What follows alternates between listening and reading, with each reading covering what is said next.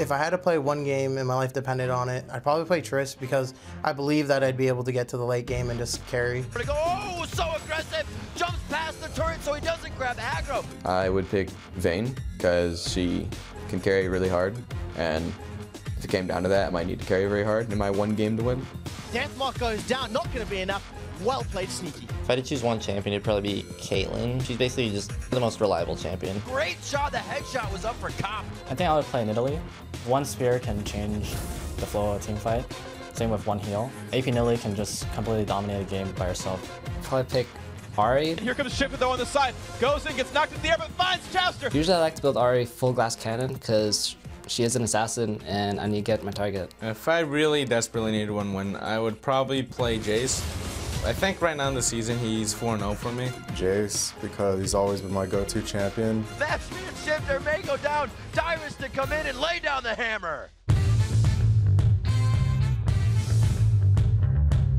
All right, welcome back, everybody. I'm here with Alex Penn, the analyst for Cloud9.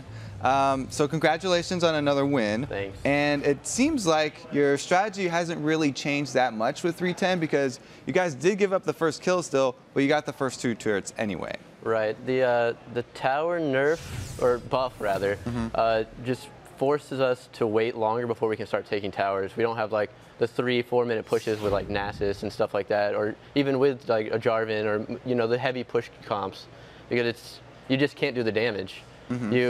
You can punish a little bit. You see teams still doing the dives like CLG where you do the 3-man dive, but they're still not taking towers off of that even if they get the kills.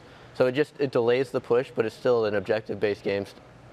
Do you guys focus more on any other objectives in the early game then? Maybe like Dragon or something, which has not gotten... Yeah, Dragon's definitely way more valuable, and that's why we're going to see a lot more 2v2s in the bot lane, because Dragon control is just way more important than the 2v1 pushing, which is basically how I feel Riot intended that to work. So definitely more 2v2s and definitely a little bit slower objective pushing. Okay, so that was slow, the objective pushing, but also in that game was a little bit slow. Meteos coming out of the jungle. He stayed in the jungle a very long time, farming up for his very fun carry Nocturne build. We attributed a little bit to Ninjakin on the solo queue, but to my knowledge, every time I played against him, he would go into Blade of the Ruined King instead. The Hydra just seems like something completely out of left field. What went into that? Was that from you? That was definitely not me. Meteos came out of the booth and just said, how'd you like that build? So I think he was just having fun, going for a different, unconventional build to test the limits of Nocturne. Meteos does not like to come out of the jungle unless he knows he's going to get a gank off, right? So like he's very efficient when it comes to farming, and he doesn't like to wait around for ganks. It's more of a, if the laner knows he can get the kill, he'll call for the gank, and then that'll happen. So in that game, he just didn't have a chance to get a gank, so he just took his time and farmed. Built up the Meteos area of effect Nocturne special there, I guess. Now, what do you actually do as an analyst for Cloud9? A lot of people want to know what really goes into that type of job. Right. So if you see like Lemon's notebook, a lot of that is me getting the stats of what people are playing, when they're playing them, what patches they're playing them on, what we banned against them in previous games, what they banned against us. So I'd say probably about half the notebook is me writing stuff in it. And then we go into a prep after that where we spend, depends on the game, 30 minutes and up to 2 hours just working on different scenarios of picks and bans. What we want to ban, what we think they're going to ban against us, what we could get first pick, sometimes it goes to all the way through 5 picks on each side. Sometimes we can't predict that against some teams like Coast, where they have like such a wide range of champions that they've played over the season. So a lot of that. I also live with the team, so I'm sort of a team mom in a way. I'm older than all of the players except for Lemon, and I'm the only one with a car, so I'm transportation. Very important, transportation. Okay, so it's a lot of pick ban stuff then. Yeah. Have you guys started any notebooks for the international teams yet? Well, none of the teams have qualified yet. So this weekend's the first team coming out of Southeast Asia. So along with prepping for playoffs, I will start researching Southeast Asia team once they qualify and teams as they qualify up to Worlds. Even if we don't end up making it at playoffs, the prep has to start now. There's 13 teams besides us if we end up making it. So and we qualify at the end of this month with 2 weeks after that going into Worlds. There's not enough time to research that many teams. So you got to start as they qualify. Otherwise, you're just not going to have enough prep. And with the unpredictability of who you're going to be playing, and so there's so many teams from all the way around the world, does that change how you practice as a team beforehand? At this point, no, just because we're still focusing on playoffs, and that's still North America. We still have we still have to, focus on what they've been playing until we get there. So the practice after playoffs could change, but we haven't gotten to that point. All right, so first step is playoffs. Yeah. After you win playoffs, then you can look ahead. Well, thank you, Alex Ben, for your time here. And we've had 2 good games already, but we've got so many more. There's 6 more left in Super Week. First, we're going to send it back to the desk. Thank you very much, Kobe. And now it is time for our second match of the day, Team Dignitas versus Velocity Esports. And with Team Coast's loss to Cloud9 in our first match of the day, Dignitas is now guaranteed a spot in the playoffs, even though they haven't won a game all week. Yeah, Dignitas needs a win today, even if they don't need a win today. They don't want to go into the playoffs on a losing streak and playing the way they've been playing, or they'll find themselves in the promotion tournament once again. And one guy that really needs to turn it around if Dignitas is going to have success is Kiwi Kid. He's given up first blood in all 3 of Dig's losses this week, and he has a less than stellar stat line at 1-18. In fact, with those 18 deaths, Kiwi Kid has actually set a new LCS record for most deaths in a split with 122. Not a record players are looking to set. But at least you get one. He does have one. There you go. And if Kiwi Kid and Dignitas want to turn around their Super Week, they are up against the right team today. So far, Dignitas has stopped Velocity all 3 times they've played, so things are looking up. Yeah, so Patoy has had an incredible amount of success against Velocity. He's amassed an unbelievable KDA of 55 against them while helping to hold Velocity's duo laners Maple Street and Evaniscus to KDAs that are actually under 1. And we're about to see if Dignitas can get back up to speed against Velocity. So let's check out these lineups. On the blue side, it's Dignitas. In the top lane is Kiwi Kid, discussing things with the team. Crumbs in the jungle on your screen, Scara in mid, Cutie Pie in that conversation with Kiwi Kid, and Patoy on support. And on the red side, it is Velocity Esports with Evaniscus on support, 80 carry on Maple Street. They need to get that KDA over 1. Echo pulled out the Victor yesterday, which I was very happy about. That was NK Inc in awesome. the jungle, Chris in the top lane. It almost worked, too, that Victor. And we've heard that Velocity might be trying something else a little bit special today. I'm excited. No details, though. No details. So we got to try to sniff it out and find out what it is. They were one of the earlier teams, and we were standing out next to them, and they were like, we should do it. And you kind of saw Guitar put his hands in his face. Oh, and I was really? like, do it. Do it. You should make it happen. I mean, at this point, Velocity is playing the role of a spoiler, and they're trying to just mess up team seeds and confidence going in, and maybe give themselves a bit of confidence for the eventual promotion tournament. Plus, they want to try to improve their record right now because they're running the risk of having the dubious distinction of the worst record ever in an LCS. Obviously, we're still in Season 3. We've had only a couple splits, so all these records, yes, they are record-breaking, but they're the early trendsetters, and they don't want to have that title. We'll see what Dignitas can do coming into this matchup. Everybody does give Velocity that respect for being able to pull out something that will throw you off your hinges right off the bat, like the push-poke comp strategy, what they can do with it, how it doesn't fight. Things that they have been able to kind of catch Dignitas off in picks and bans before by making Dignitas think that they didn't really do their homework. So they've really been able to play a pretty good chess game, if you will, in Champion Select, but too many mistakes, as they go along throughout the games is what hits them. It's actually a little bit surprising that Dignitas has had so much success against Velocity, because Dignitas likes playing very scattered early game strategies where they just try and create as much confusion and get as many kills as possible. I mean, yes, we talked about Kiwi Kid's high death count, but Dignitas fights a lot. All those guys on this team have a lot of kills as well as deaths. Kiwi Kid's just on one kind of far end of the spectrum, but you compare that to Velocity, who plays early games generally well, and Dignitas typically only wins games that they have large leads in because they keep talking about how much trouble Dignitas has closing games.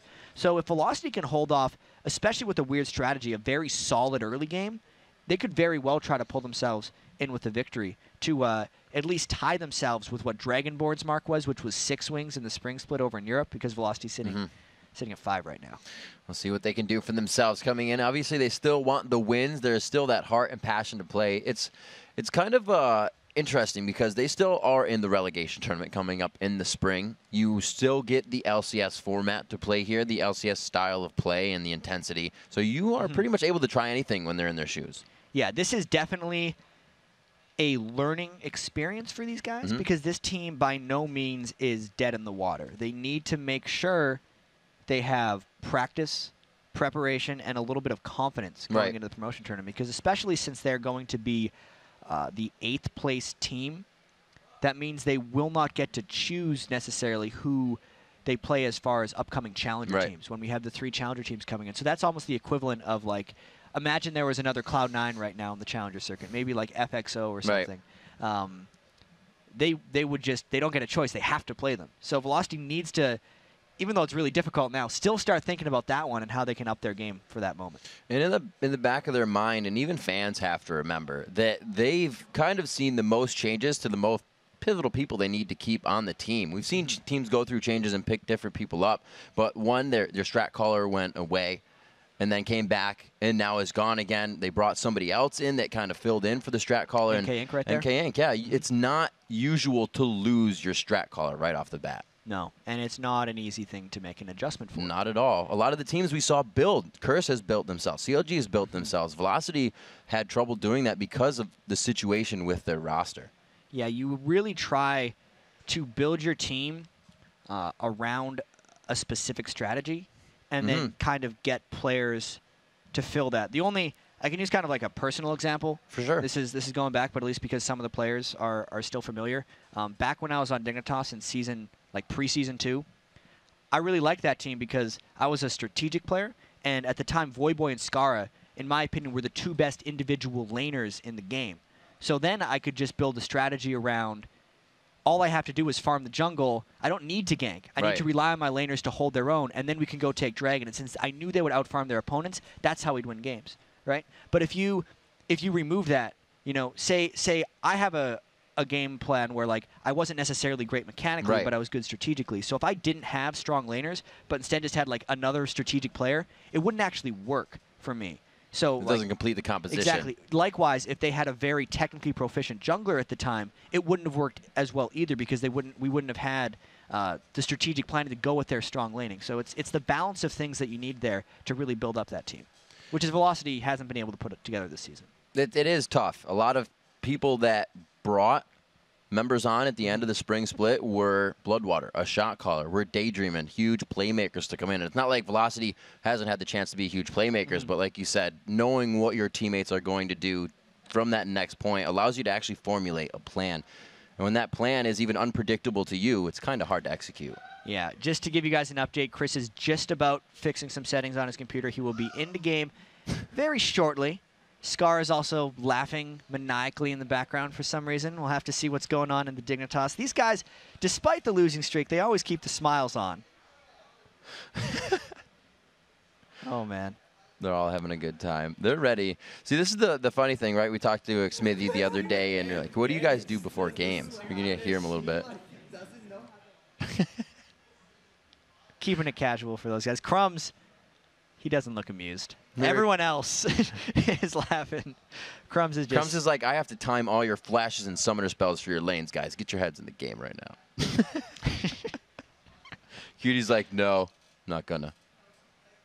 Oh, Cutie Pie. I loved the hair flip that I'm a Cutie Pie had. It was in one of the recaps that we had and also one of the pregame flips. His hair has only gotten longer since I've known him. Some people cut hair. Cutie Pie is not one of those people. Some people cut corners. Yeah. They have the red drink, too. Just letting it all hang out.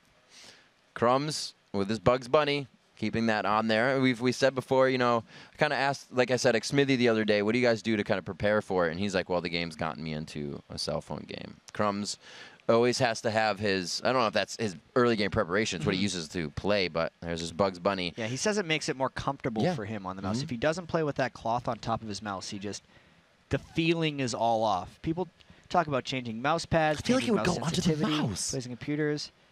No, I mean, I've never tried it personally. Like being a Counter-Strike player, you lift your mouse constantly as you spin and turn. Yeah. I feel like you can't lift your mouse if you're playing like that. No, well, personally, when I played, and I don't know if Crumbs is the same, I actually play with very high mouse sensitivity. Ooh. Right? So I don't need to move my mouse much. come from different worlds with. I play without the low much mouse sensitivity movement. and the high sensitivity Yeah. battle. Some people have those like giant mouse pads that they like to just whip all around. Yes, please. Just for that preciseness. I like the preciseness because I feel like I get there faster. I don't have to move as far, and I can make quicker decisions. I just have to be more precise. I always felt like it's more of an extension of you instead of just your wrist. Yeah. I don't know. It's always different. Everyone has their own preference, which is why I remember the one that got me the most was the fact that Stanley at the playoffs, so the Worlds actually, they couldn't find a small piece of tissue paper that he puts right under his wrist. And he was like getting quite frantic. Like it wasn't showing anybody and it wasn't a big thing, but obviously they found it. But it's very small. It's no more than 2 inches by like an inch in height. And it's just a small, like transparent, like you'd trace on it. But it has to be under his wrist. Yeah. It's one of the challenges these teams face when they go to live events as well is getting that setup to feel the same. I know when TSM moved into their new house at the start of the spring split, they actually tried to replicate a practice area after the backstage here at the LCS studios so that when they came here, they would feel as comfortable as possible. Well, Dan did. He set it all up. I feel like he's part of TSM, but I guess you want to give him some credit. Dan Din, Reginald's brother. Well, no, yeah, in the video, we always saw him. He was like, I'm using these really strong twist ties. Computers are going to stay up. I think I'll use some Velcro. You're like, bam, that's a computer setup. That's good. We love you, Dan. But this game about to be underway here. We do have Velocity versus Dignitas about to be underway. Myself, Rivington III, and Jat. We're doing 1-2, and then we're doing 5-6. Kobe and Freak are going to give you the rest of the games on the day. And we still have games to go over in Europe that continue this week. It's an overall 40 games in both of the regions. So it's crazy. It's ramp-up time if you're a League of Legends fan. You get to watch a bunch of games. Nitro ramp-up. Super weeks. I know the OGN is ramping up towards their finals as well. All around the globe, everyone's going to culminate in the It's a lot of World clicks playoffs. in League of Legends happening right now. A lot of games. We are into Champion Select. NK Inc. will not hate spike anybody out in this game with Eve quickly there. Twisted Fate on the ban list, and the Ninjas being taken. Oh, wow. Hate for Ninjas coming from Velocity. Yeah. It's too bad. I mean, the ban for Scara Zed, obviously. Kiwi Kid locking in that Zac right away. I don't know if that's going to be a Crumbs jungle. We've seen a lot of Kiwi Kid top lane Zac as well. I got a message from Echo. I don't know how to interpret this. Uh-oh. Because he says, I hope you have good karma after this victory. But then 6 minutes later, he says there may have been a change in plans. Faked himself out. Yeah, it's like, he's is like, going to I'm play being karma? sly. Yeah. Wait, what? I guess we're not doing disregard that. So good. At least he was nice enough. Everybody would always go up to Kobe and be like, Saint would be like, I'm playing Cassidon in the jungle. You should probably like guess that. You should go talk about Saint trolling. At least he was a nice guy to tell you. So Scar looking to pick here. He's saying, what? I need something that I can go full form in. And he obviously didn't pick for himself. Yeah, Scara, we need to point this out. And I don't mean to rag on Scara at all in this because I love Scara, but in the Dignitas losses, he has the same look after every single game.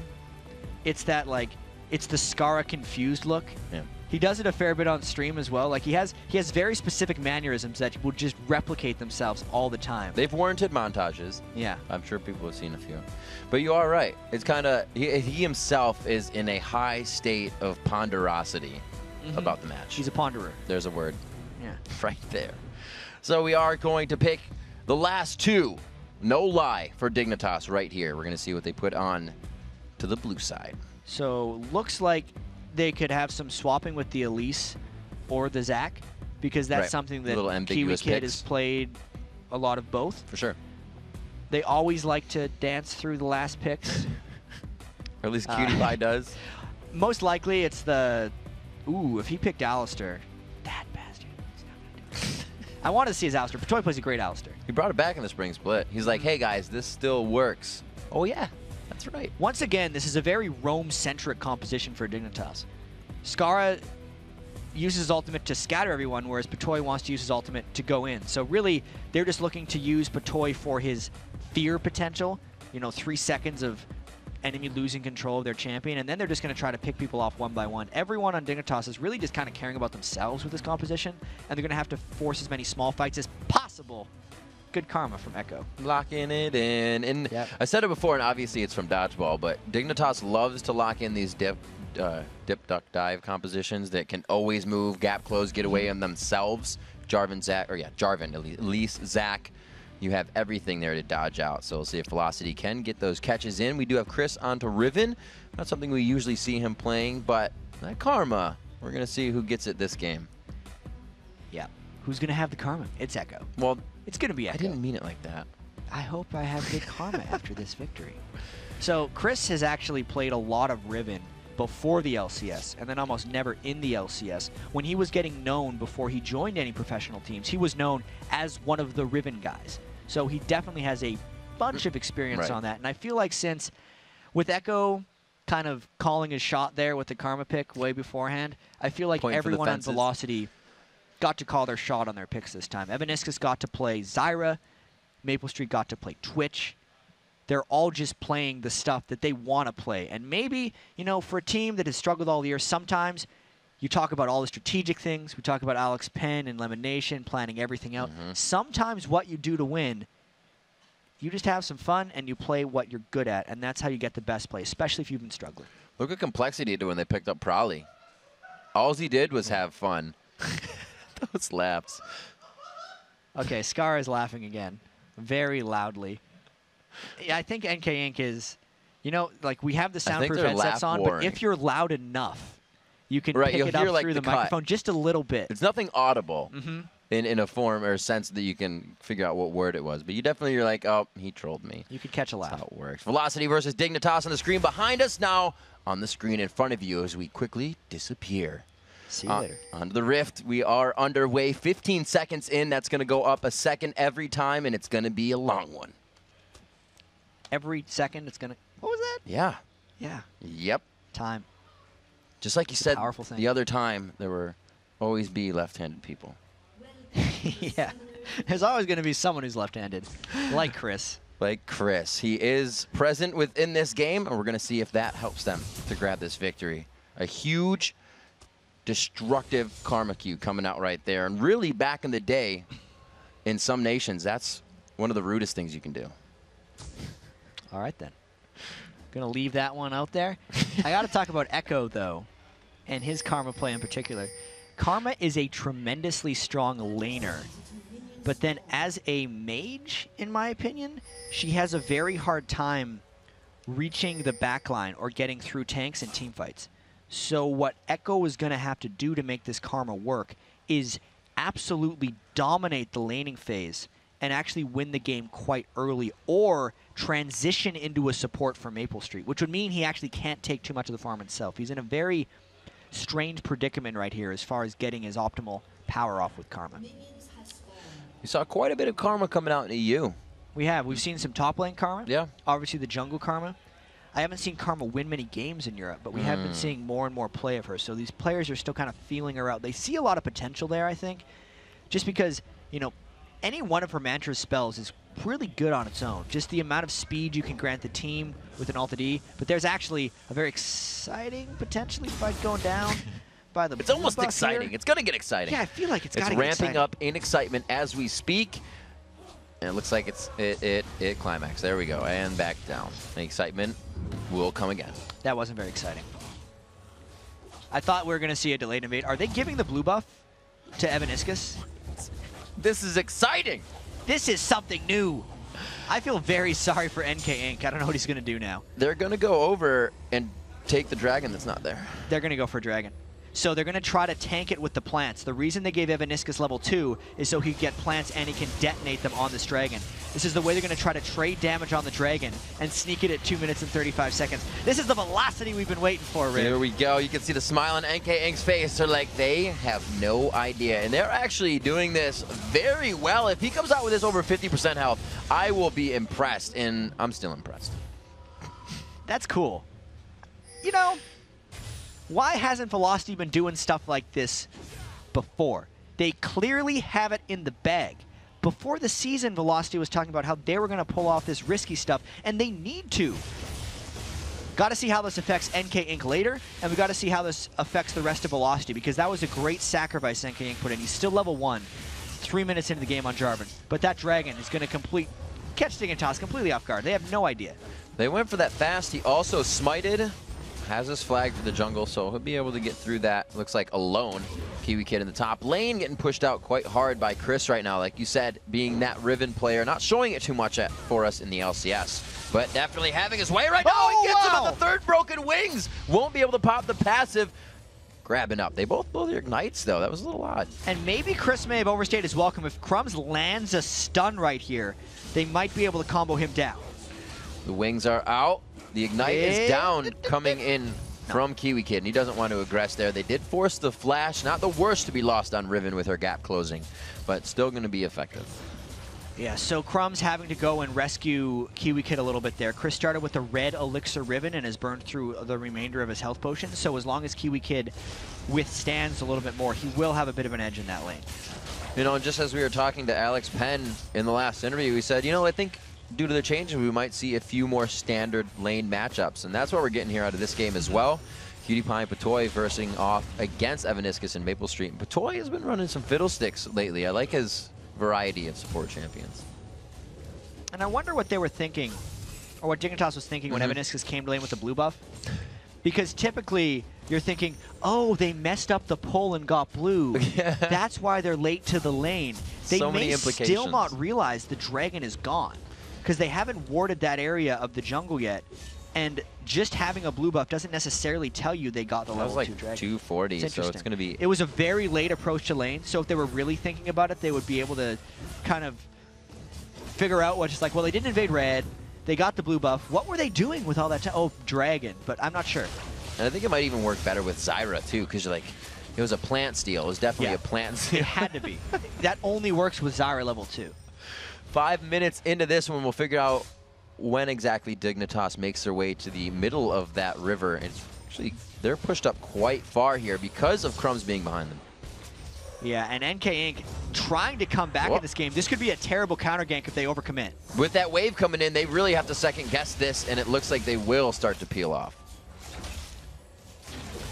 Yeah, Meniscus super low. These guys, they're being kept out, and Kiwi Kid as well. So Chris doing what he can to pick up the slack for the bottom lane. Not that they're losing it that bad. It's 10 CS, but they're kept down and at the turret the entire time. So it's going to get worse and worse. Yeah, the farm in that top lane between Chris and Kiwi Kid is actually still pretty close. Doesn't actually make up Oh, yeah, you're right. for the 350 gold of that red elixir. So Kiwi Kid, Gotta take even though it everything looks into like he's consideration. losing, hasn't had to detonate his passive yet. Still has that cell division, and hasn't lost. He has a bit of a risk of when Chris comes back to lane, since he's level 6, of just getting all in right away. But I feel like Kiwi Kid should be ready for it. Winning a lane just doesn't come off of HP. Comes out of the inventory as well. We'll have to see if Kiwi Kid can now bring the CS up to equal out that lane in the way it should be for Chris. His flash and ignite are down. You got to remember from the last pressure Crumbs brought to the top lane. Chris will be heading back with a Brutalizer and a ward, so he should be able to disengage on anything brought to him there. Crumbs is in base. Looks like he's going to start heading towards mid. The reason this lane between Maple Street and AmaCutiePie is so one-sided for AmaCutiePie is because of the experience advantage that they had after Maple Street and Evaniscus took that dragon. Always having levels has just given CutiePie the ability to bully and is keeping him down in this lane. So with Echo on Karma, as you said before, a little bit harder for Karma to dive to the back line. What does that purpose become in the late game team fight for Karma? Is it a lot of utility burst here and there? It's a very confusing role for her there, since she doesn't have the true ultimate that a lot of other casters would have. Yes, it's utility focused, and you're basically looking for prolonged team fights with lots of kiting. Uh-oh. Echo walking in. A little bit of a problem there. You can see the shield and the speed. A little bit of that utility coming out right now for Echo. Kiwi Kid flashed in that top lane. Chris may be able to grab a bit of an advantage off of that. So NK Inc. has no smite here, and Crumbs does. This could set NK Inc. far behind if they end up contesting this blue entirely.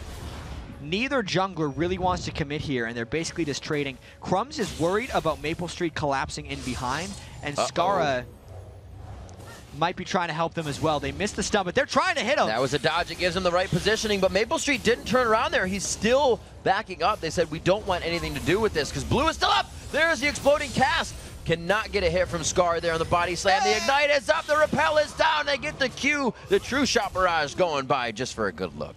And that's the long game loss almost of everything that's happened to NK Inc in this game, starting with the Dragon. After he used Smite on Dragon and didn't hit level 2, NK Inc had to go to red buff, didn't even got level 2 there, but then had to shop, then came back, and just because he was so far behind at that point, it weakened him for that eventual blue buff fight, and that's why Dignitas was able to get the first blood. Great pressure coming out from Crumbs to keep himself omnipresent on the jungle, along with the rest of the team. This leaves Chris in the top lane, and he really, with these tussles and pushing Kiwi Kid out of lane, excuse me, he, like you said, hasn't been able to grab too much of an advantage. The CS is still very close, and I'm sure the turrets have not taken much damage yet in those lanes, which they have not. No, especially not with the standard lane setups. Yeah. Now, since it's 9 minutes in, the armor bonus that turrets have for the first 8 minutes is completely gone. And if teams have a window after shoving someone out of lane, the turrets could start falling very quickly. Dignitas having a very scary press 6 composition here with the ability to disperse and displace the team of Velocity in their attempt to stop people from getting to that back line. They do have Evaniscus on Zyra though, so those dives from Kiwi Kid and Crumbs repels will be able to be stopped somewhat. It's going to be a barrage, for lack of a better word, of everything after that they have to dodge. Oh man, oh, just missing the cocoon there, but it looks like they'll be able to follow up. Skara picking up a kill for himself in the game. That was a nice wait and see by Skara. He's been shoving the lane very well and then faking ganks bottom again and again, which is why Echo tried to contest, and now Patoy flashes in for the fear. Evaniscus, exhaust is down. He does throw out the zone alt of Stranglethorn, but it's not going to be enough. The red buff actually hasn't hit, but the True Shot Barrage does. I was like, Crumbs, you got red buff. You're only using spells. You got to hit her. But they get it. Pick it up in the end. Nice shot by EmmaCutiePie right at the end there, picking up another kill. And that was just the game Dignitas wants to play. They want to find as many roaming fights as possible, and Skara was the facilitator, I'd have to say, for both of those kills. Chris still on a good trade of harass, definitely winning those, as you can see right in front of you. Brutalizer coming in for CutiePie here, and we've seen him do this a few times before, feeling the efficiency of that item early. That's EmmaCutiePie's build on Ezreal, it seems. He'll go right for there and then maybe towards the blue build. I'm not sure if he's going to take any liberties with that build this time. But also there was a second red elixir completed or just built by Chris. He's putting a lot of investment just into that lane against Kiwi Kid because he really wants to get an edge and then punish. But he's yet to be able to do that. He's been very close to killing Kiwi Kid multiple times, but never quite taken it over the top. I feel like the early Dragon almost can't be utilized because at that time, if you get the early gold, you get it to everyone. You're not going to shop yet. But you haven't shopped, and you don't want to leave the lane for the first few waves, so it really wasn't something they could build off of. It didn't work for them this game, but I still love the strategy. It could have helped. It can help Echo against Skara and also Chris against Kiwi Kid. Because on their first shop, they're going to have that extra gold to then take advantage. That's true. It's a delayed reaction, and it all depends on how much Crumbs does with the time gained when he doesn't have an enemy jungler threat against him. CutiePie, that was his last bit of mana. He does have flash up, and he will proceed to use it. Should just be a walkout here for Patoy. He's going to use his ultimate to get away. That was crafty. He knew the crowd control was gone, so he's like, hey, let's just do this. Patoy had no flash from the previous engage, and since all of NK Inc and Evaniscus' roots or knockups have been used, surprise party out of there. Oh, CutiePie, you're low. Low on the mana. Get yourself out of there. Again, it goes down. He gets out with 300 health. This time, Crumbs might have been baited in. Here comes Echo from the outside. The minion takes it. Good guy, minion, but Crumbs goes down eventually. Oh, but look out, Skara! Boom! Oh! That was huge. Everybody going for the max distance ride on that one. Skara gets locked down. He's got the Athenes, but it's not going to allow him to fight that well just yet. And as nice as that ultimate was, it wasn't a finisher, and then he was in 1v4. I'm actually surprised that Velocity wasn't able to kill him after that one. And that is actually what Karma wants, is what Velocity got there. Echo has the extended long fight, where he gets a couple cycles. Karma wants to be able to use 2 Mantrid spells at least in a fight to get full effectiveness, since that's really her edge with no true ultimate. That's kind of what Velocity got there. Chris is really not giving too much respect here to Kiwi Kid, farming behind his turret, directly going at Kiwi. Kiwi with a lot of health sitting on the ground, forces the flash, and this lane's about to turn around a little bit here for Kiwi Kid. Kiwi Kid is stacking a lot of armor. Oh, true shot. Oh, that was close. I'm surprised. You know, it's a good guess. I'm a Cutie Pie was hoping that he was recalling in that brush and that he wouldn't be bold enough to take double golems. Since he did take double golems, Kiwi Kid gets a lot of turret damage now. So I'd say that was a very intelligent guess from a Cutie Pie, because if he's done the golems, it's potentially the wrong choice. But if he doesn't, then you're going to kill him. And then Kiwi Kid doesn't even take the turret. Come on, man. Looks like they're going for... Thoughtception. Yeah. Sometimes too shallow, sometimes too deep. They'll never let you be right, chat. No. They will never, ever let you be right. All those smiles and laughs. 15 minutes as we approach that into the game. 3-1.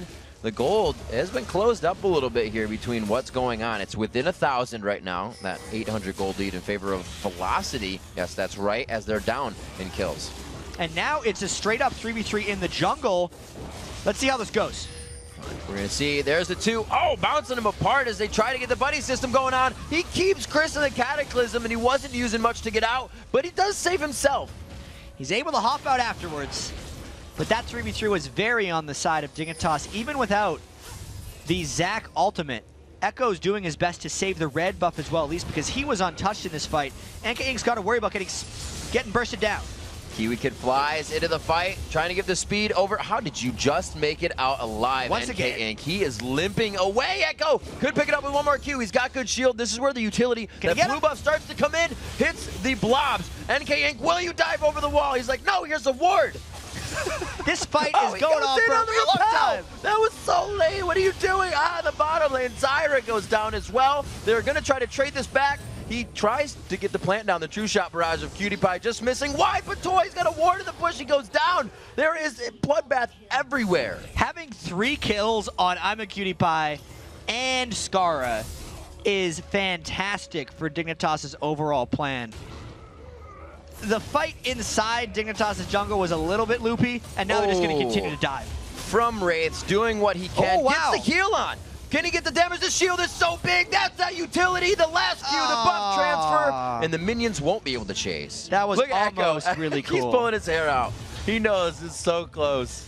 He'd actually timed his Mantrid W right for when the dive hit, which is an absurd heal. It's an instant 20% heal, and then 20% more over the duration of it.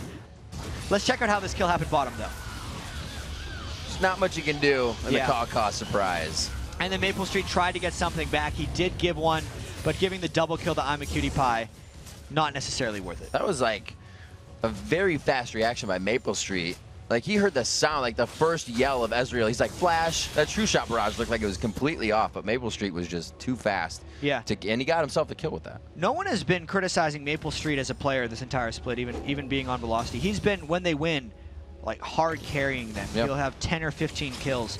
And to Velocity's credit, this could be a game where they maybe try to get that again. Oh, the 2v1 situation is just over the wall here, but Chris says, this feels good. Let's go. I got my carrot out. He's going to be going for Crumbs, trying to get that kill down. Oh, Wind Slash so close to getting that kill. He's left with 300 HP rather. That ticks down. He's got 112 left. He's going to go in for the shield being brought on. That was a very close engagement. And if Chris would have held his 3rd Q for when Crumbs dropped, he would have gotten the kill. Round 2. The second Round chance. 2. He might recall all the way by the time he gets there. He's gone. Nope, it's gone. I think he was on. I think he had the aim right. It looked good. Yeah. It looked pretty good. Kiwi Kid was kind of trying to hug the turret there to give him a bit of like fog of war vision just on the hip. Like, here it is. You might want to shoot. You might want to shoot here. That gold lead of 800 is now 2,000 in favor of Dignitas. They found their way around the map, and that roam has definitely given them the control and is causing Velocity to have to adapt quickly mid-game here. Ooh, I'm a Cutie Pie is probably going for Trinity Force. We have not seen that in a while as he's getting fought by Maple Street. He's missing the 3 Dorns that he usually builds, but the Triforce would be cool to see. I'm sure Freak will be happy. The engagement here, NK Inc. just on the backside. We'll see who thinks they have the engagement here. For a big man, Gragas moves very quickly. Probably one of these most of the mobile champions that you would kind of not consider. Chris going real aggressive on this turret. This is respect being given and not given at the same time. When one has more health than the other, the fight is almost going a different way, but it doesn't look like Chris is going to have too much of an advantage here. The slingshot was used quite early there to keep him in range. The kill in mid lane. Dignitas is finding something somewhere if the other thing's not happening. Scar's trying to take over this game. Like I said, he's going for that final form. Yeah. What's crazy about this one, though, is how close the gold actually is despite the 9-2 kill score. A lot of that has to do with the early dragon velocity took down. Yeah, this is that kill on NK Inc. It was just Crumbs landing a point-blank stun, and then Dignitas using all their spells. A very straightforward kill, but again, here comes the fight bottom. Oh, Evanes gets that boom! Exploding cask. Maple Street trying to run away. He's like, I'm feared right now. I don't know where to go. It still hits me. Well, I'm invisible. Yeah, he's not too invisible. They're still able to guess where he is. To get back to the point, as Dignitas takes another blue steal, this relates to it. NK Inc. got set so far behind by that dragon, Dignitas is continually punishing that fact. Boom! Goes away, goes to Gragas. Skara, it's happy hour, he says. Chris trying to push that top lane. He does have the first here, but again, the engagement. Dignitas walks out of the jungle. Deja Vu walks back into the jungle. Doesn't make it over the wall, but Cutie Pie does. Yeah, he does. Trinity Force completed. This is 11 of the 12 kills for Dignitas on their 2 most threatening damage dealers and highly mobile characters as well. Scar and Cutie Pie are looking to wreck face here. Anywhere they go, they want to fight, and Velocity almost needs to group up against these guys because otherwise you're going to continue to get obliterated. Still doing big damage to pretty much, the Flash Fear! They get the drain on as well. Cutie Pie finishes that one off. The Brutalizer Trinity Force build coming through here. The mid game, it's going to be super powerful. This is the time for Dignitas right now. Cutie Pie doesn't even have boots right now. The Trinity Force is something we have not seen on Ezreal in a while since the Iceborne Gauntlets kind of do the same thing but more defined. Cutie Pie just built a Ghost Blade as well. Yeah, he did. I saw it come up in the chat and I was like, all right, that's on Riven, that's on, it's on Cutie Pie. Yep. All right. Good on him. We'll see what we can do with it. Does that synergize with him? I mean, obviously the speed, you get that anyways out of your passive. Yeah, a little bit. You get some crits. He gets move speed if he pops the active, which could increase his mobility, and it will also allow him to stack more armor penetration if he really wants to. Yeah. A little bit of crit to help with this Trinity Force. He's just going for the overall stats, but mostly I think he built it because he's 6-0. He's like, what? Infinity Edge Zephyr? Okay, double lift. Triforce Ghostblade. Triforce Ghostblade. Oh, Scar put himself in a 3v1. Knows the team is on the other side. He's very low here. The Drunken Rage is on, but it won't keep him alive for long. NK Inc. follows in the 2-for-1 retribution here coming up from Dignitas. Crumbs and Kiwi Kid definitely reconsidering the fight. A little bit of miscommunication on those flashes. Chris in, Echo out. Yeah, they want to be able to swap that the different way. The flip side would have been better. Maple Street does not decide to chase from the back because behind him is an even bigger squad of Dignitas. There was a bit of trouble if he tried to open up on Zach there. Overall, though, I have to say Velocity won that fight. They took the deaths, but they got the shutdown bonus on Scar, and as long as they don't die here, it's all right. That's going to be pretty big. Cutie Pie just on the outside. It's Kiwi Kid with that red buff, so Dignitas, or rather Cutie Pie, is trying to walk himself into these fights. You can see it caused him a little bit of trouble there. Get the auto attack to keep himself alive with some HP. I don't think the blobs will make it out. Cutie Pie doing what he can. He needs to get out. It's a correct assumption that those blobs are dead, and that was an overdive and then some by Dignitas. Cutie Pie flashed in, only to never auto attack because he then recognized the error of his ways. Can he get him? Oh. That's big. The error of his ways, and he nearly died of the Twitch poison, but he essentially baited Kiwi Kid into dying. Here comes Patoy. Huzzah! Happy birthday, Maple Street. I didn't know what his address was, but Patoy had it. I mean, he lives on Maple Street. It's in his name. Well, there's obviously more than one house. 231 Maple Street. Touché. 17-5, 23 minutes into the game. It's 36,000 to 31,000 here. Dignitas is increasing this lead quite a bit. Every time they show their hand, it's Velocity folding, except for that last one. They got the bluff a little bit, like you said. We're able to gain some ground on Shut Down Gold. If you can get Twitch on the outside, get some good ults coming in from Riven, get them squishy, and get that spray, and definitely pray. Regardless of the bad fights Dignitas has kind of had, wow, they need to get... They need to keep playing this chaotic way because they don't necessarily have the team that groups up and just has great team fights. The chaos of this game is what Dignitas lives for. Karum's having a bit of trouble here. He's not even communicating for the team, but you can see them semi-mobilizing. It may be the dark wind here coming in from Patoy, but they back off as well. Power in numbers. They know Crumb's going to be safe as he repels away. Oh, don't walk on that barrel. Scara trying to play that one before he turned the page. He could have had some extra damage onto Echo. Those shields are very powerful from Echo right now. Boom, Scar goes right up. Oh, Fat Man goes down, and it looks like they are going to be able to just fight around the turret. Again, denying that it's there. No, somebody had focus onto it. Turret does go down. Maple Street is on the wrong side of the fight. That's the front side. True Shot Barrage clearing through, and it does pick up Chris on the back side. 5th time's a charm there for the True Shot Barrage. Gets the long-range snipe, and that's the chaos that Dignitas wanted to create. It seemed like Scara had made a mistake, but the rest of Dignitas just flew in to help him. And I'mACutiePie continues his dominance right here. Looks like they get the inhibitor. Nice dodge by Patoy. I thought they would have gotten some extra damage, but they make their way out. The inhibitor goes down. They have nice waves to push in the top and the bottom lane. Yeah, let's take a look at this fight one more time, though, just to see how chaotic it became. I'mACutiePie actually ends up sniping a kill from the side on Echo after Echo had escaped. And from here, KiwiKid actually just kind of mans up. Dignitas ignored the turret for a while, and then I'mACutiePie took it down. But since Maple Street was in a really awkward position, headshot for Chris as well, all the damage threats of Velocity never really got to participate, despite Dignitas picking a bad spot in that fight to go, which was in between the turret. That True Shot Barrage is 645 mixed damage on the end. It's more just 500 itself right now with 100 AD and 27 AD Here on comes the another backside. one, though. This could be game. Big fights coming in. True Shot misses. Misses quite big, but it's been that exploding cast. Not a lot of damage is done by any of the ultimates of Dignitas, but they're so far ahead right now in levels completely. 15 to the 13 of Echo. They are pushing Velocity out of this fight. There's the fear. There's the takedown. Scara finds another one, and at this point, Dignitas is just trying to get the kills from each other. And that was Velocity just praying that Dignitas forgot that Baron was a thing, because exposing themselves that far outside of the base is suicide against this team if Dignitas finds them.